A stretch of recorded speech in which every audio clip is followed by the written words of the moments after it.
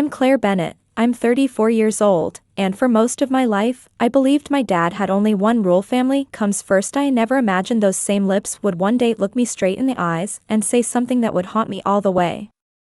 To the Bahamas, stay away from the ceremony, Claire, not don't be late, not be careful, not call me when you land, just stay away from the ceremony. He didn't explain why, he didn't even look at me after he said it. Then he grabbed his truck keys, walked out of my apartment, and drove away before I could ask a single question. I stood there frozen, still holding the cream-colored wedding invitation my younger sister, Madison, had mailed me 3 months earlier. Destination: wedding, Nassau, Bahamas, Saturday, 4 days away. No way. I thought my dad had spent an entire year helping Madison plan that wedding. He picked the venue, paid for the live band, even joked about practicing his father-daughter dance in the garage. Now suddenly, he wanted me nowhere near the ceremony. It didn't make any sense. I called him 3 times straight to voicemail. I texted Dad, "What are you talking about?" A read, no reply. Then I called Madison. She answered on the second ring, laughing over loud music. "Hey, sis, what's up?"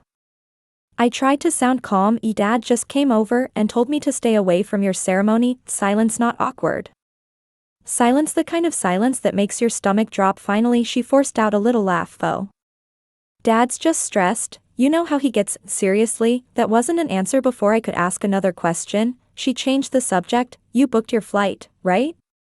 Something about her voice felt rehearsed, like she already knew what Dad had said, like the conversation had happened before I ever picked up my phone. When we hung up, I walked over to the bookshelf in my living room where I kept a framed family photo from 5 summers ago on Lake Michigan. Dad had his arm around me. Mom was laughing. Madison leaned against his shoulder, wearing that same smile she always wore whenever she got exactly what she wanted. I stared at that picture for a long time. Then I noticed something strange. It wasn't Dad's warning that kept replaying in my head anymore. It was the way Madison never once asked me what Dad had actually said, almost like she already knew every single word. And that was the moment I realized this wasn't about a wedding anymore. Whatever my family was hiding, it had started long before anyone booked a flight to the Bahamas.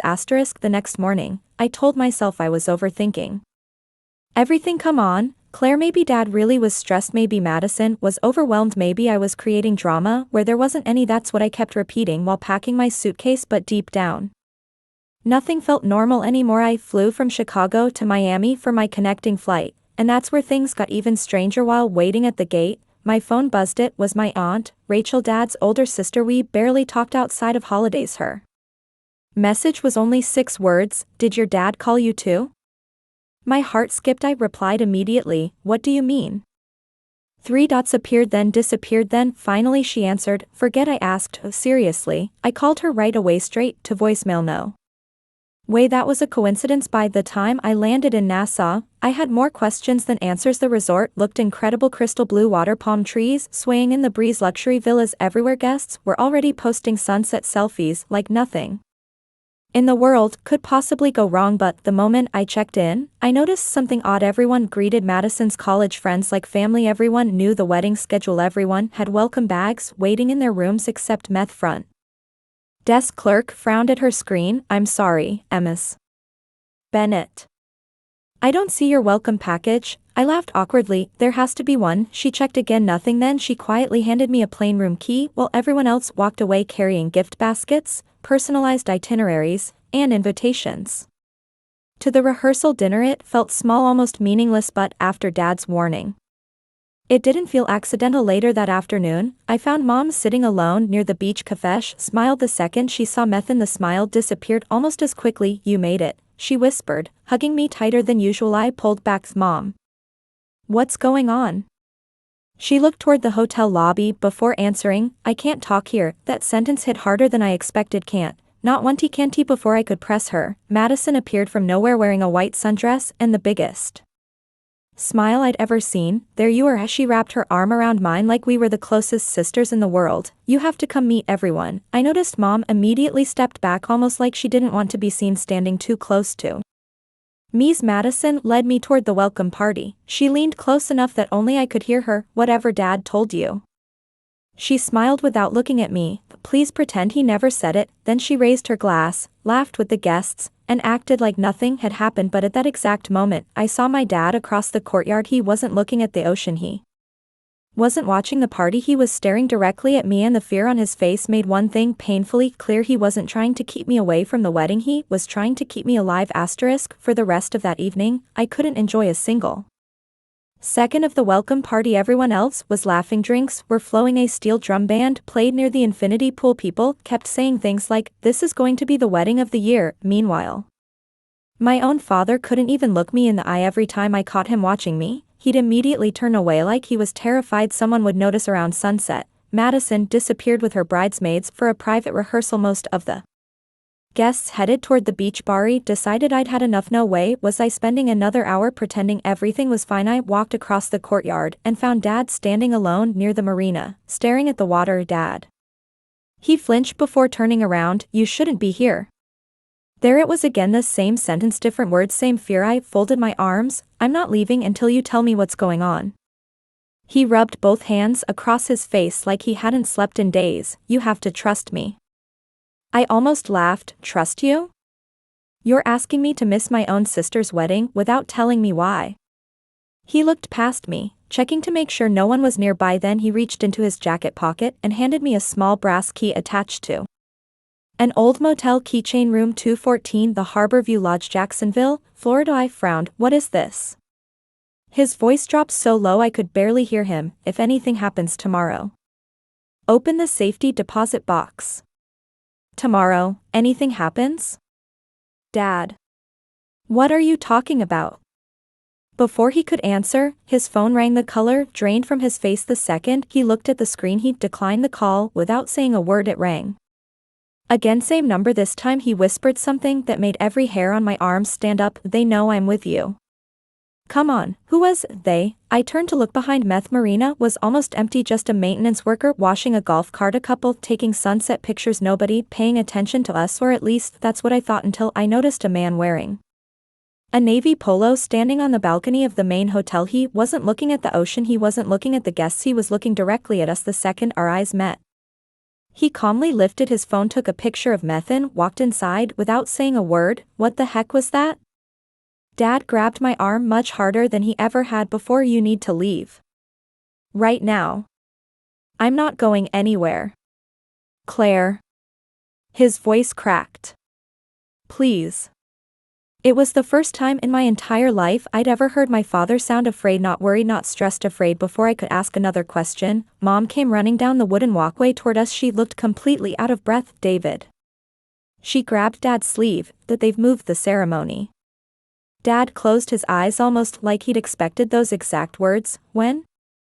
Mom swallowed hard. "Tomorrow morning." "But the invitation says 4 o'clock. "I know."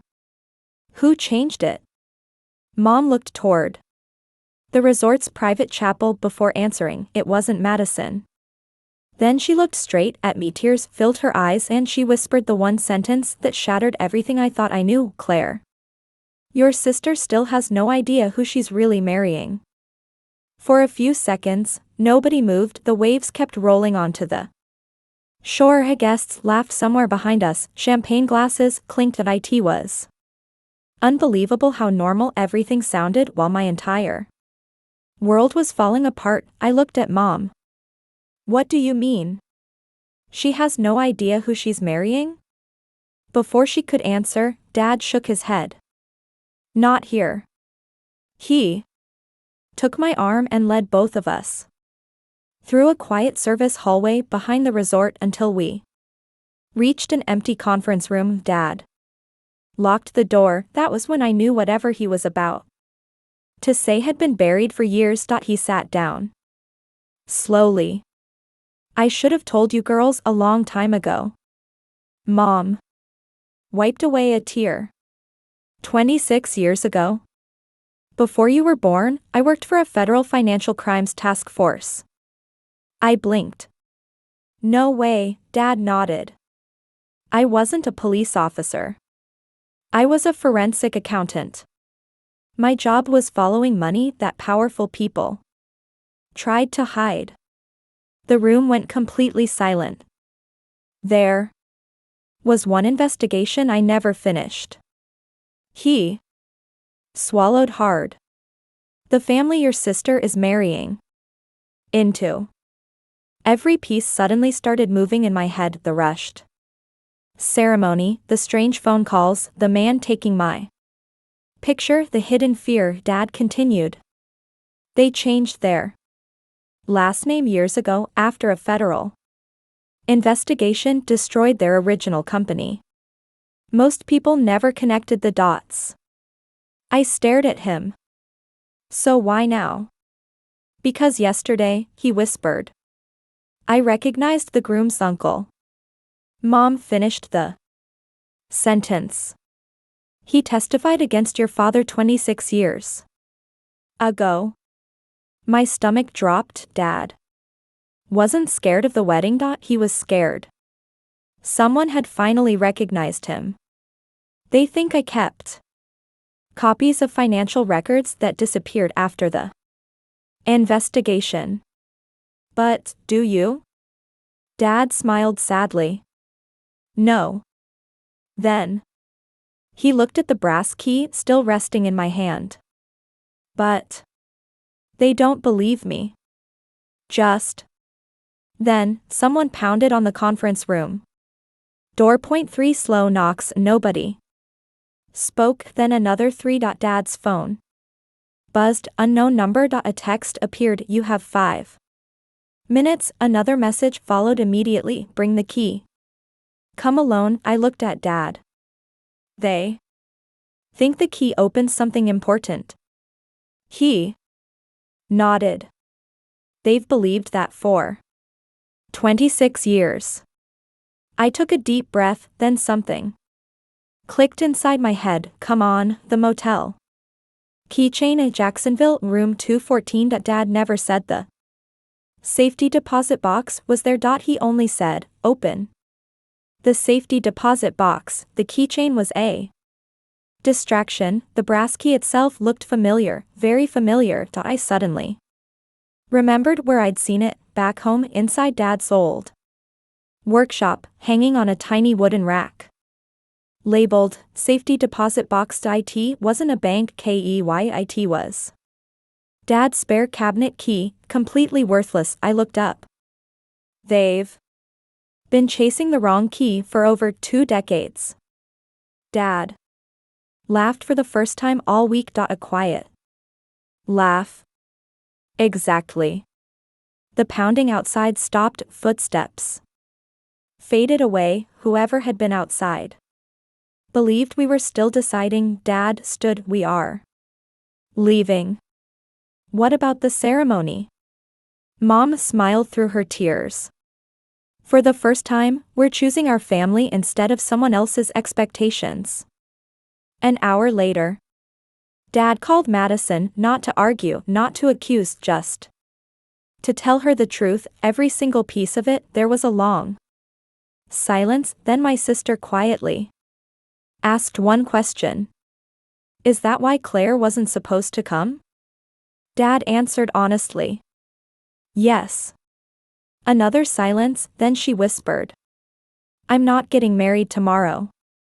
The ceremony was cancelled before sunrise. Within weeks, federal investigators reopened old financial records after receiving anonymous evidence from someone inside the groom's own family. Several business partners quietly disappeared from public view. The engagement ended. No headlines, no dramatic press conferences, just truth catching up with people who thought it never would. 6 months later, our family gathered again, not in the Bahamas, not inside a luxury resort, but at a small lakeside cabin in northern Michigan. Dad grilled burgers. Mom laughed harder than I'd heard in years. Madison looked at me and smiled. You know what's funny? What? She squeezed my hand. If Dad hadn't warned you to stay away, none of us would have ever escaped. Sometimes, the people who love you the most don't push you away because they've stopped loving you. Sometimes, they're standing between you and a storm you can't even see yet.